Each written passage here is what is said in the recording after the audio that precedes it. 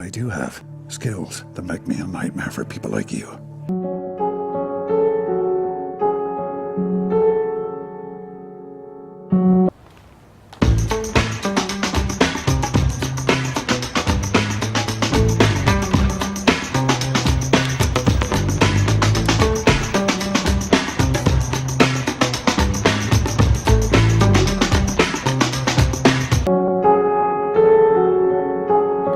Hello, darkness, my old friend.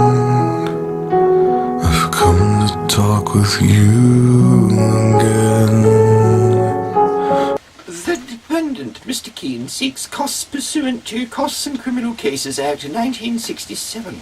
A somewhat abbreviated summary as to the events leading up to my order that the charge be dismissed by consent is necessary. The one charge relating to an allegation that Mr. Keane exceeded a speed limit of 80 kilometers per hour by virtue of a speed camera. The infringement fee was $80. Normally, a case such as this would be heard by justices of the peace, but apparently, due to the perceived technical issues, it turned up in this court by way of a dependent judge-alone trial.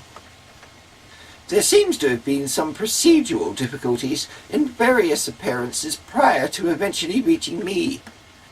Mr. Keane considered that he had not had proper disclosure and did not enter a plea. A not guilty plea was entered by Judge Black. The matter originally came before me on the 7th of November 2017.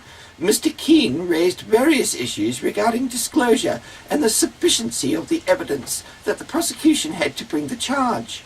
After hearing argument from the parties, I adjourned the hearing in order that full disclosure could be provided to Mr. Keane, if it had not already been provided, and for Mr. Keane to produce various emails that he referred to. I also appointed Mr. Chambers as amicus curiae due to my difficulty in determining exactly what were the various issues at large and the various concerns of Mr. Keane, being self-represented as to procedural matters. The matter came back before me on the 9th of February for a judge-alone trial. Mr. Keane sought to make his own recordings of the trial. I refused that application and pointed out that everything was recorded by the court system and that he could have a copy. I received confirmation that the recording system was up and running. The trial proceeded.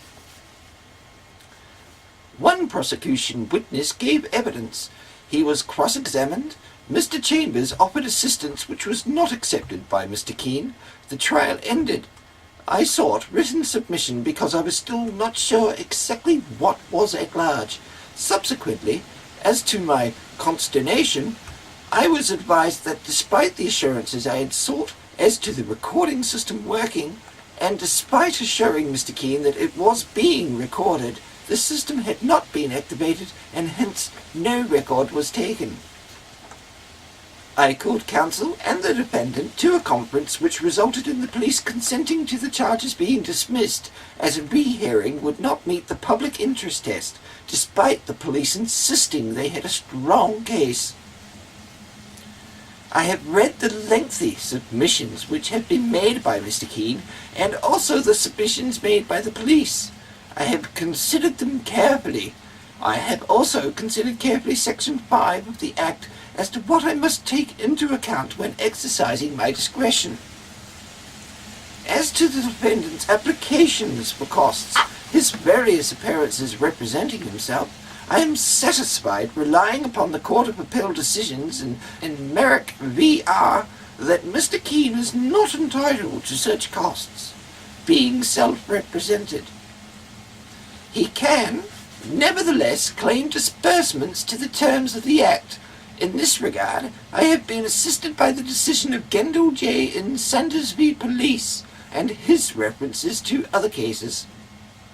Returning to the completing merits of the application, I can accept that there has been some procedural issues as to the disclosure, and that the disclosure has been somewhat piecemeal of a concern to Mr. Keane. However, that, on its own does not, in my view, resolve the issue, and I do not accept the police acted in bad faith. The case did not involve any trivial issue. The case did not involve any novel issue. The police case appeared strong. Mr. Keane, despite advice from Mr. Chambers, did not seem to appreciate the deeming provisions as to the identity of the driver.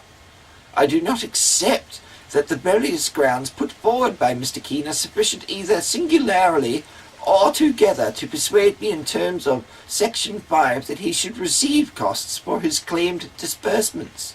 He, like any citizen, is entitled to pursue any technical defence, however small the ultimate penalty, and he is entitled to raise the procedural issues that have concerned him.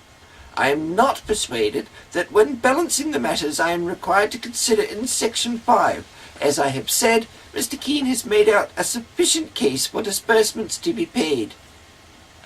The application for costs is declined. I do, however, wish to note that I do not accept the police submission that I have no jurisdiction to award costs. It's been emotional.